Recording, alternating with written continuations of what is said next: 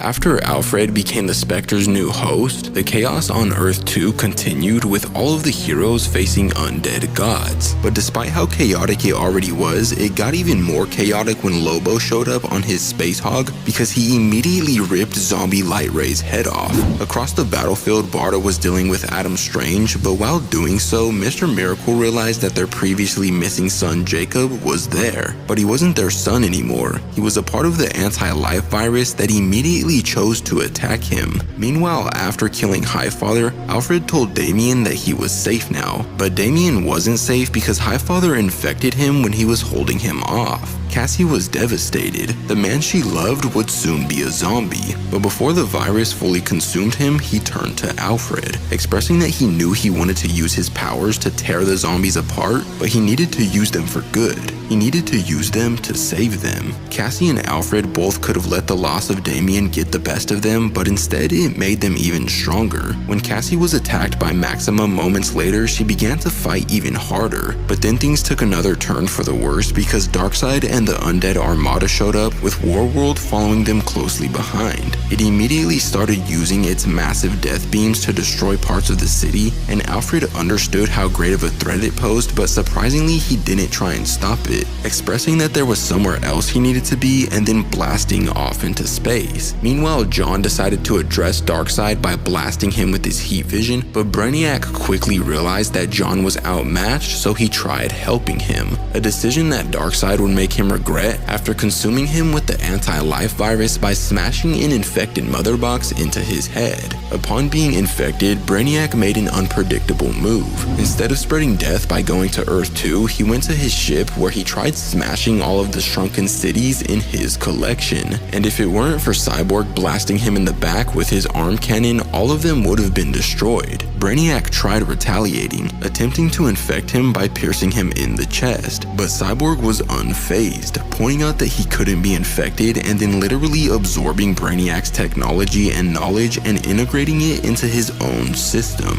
Brainiac's knowledge gave him an idea. He made his way back to Earth 2, asking Lois where Kandor was. But in the middle of facing Darkseid, John made a confusing decision, ditching the battlefield and leaving Batgirl and her Shazam powers to face Darkseid alone. But it wasn't without good reason. He realized that Warworld was trying to obliterate the entire planet by blasting it with one of its giant death beams, so he intervened, absorbing the full force of the entire blast, but it inflicted so much pain upon him that he began plummeting back down to Earth. Thankfully, his father was able to catch him before crashing, but as he was falling, 1,000 other Kryptonians actually rose. Cyborg managed to free the entire city of Kandor and its people by reverse engineering Brainiac's technology. But the tides really turned when Alfred came back, pulling a massive load of shipping containers filled to the brim with the cure, which they not only used to bring Damien back from the virus, but all the others as well, including Darkseid, which wasn't a very fun experience for Lobo. But what's even crazier is that upon being cured, Darkseid was so angry that he'd been being used as a pawn that he decided that he was going to team up with the Justice League to take down Erebos. But sadly, that's when this issue comes to an end. But if you want to see what happens next, let me know in the comments down below.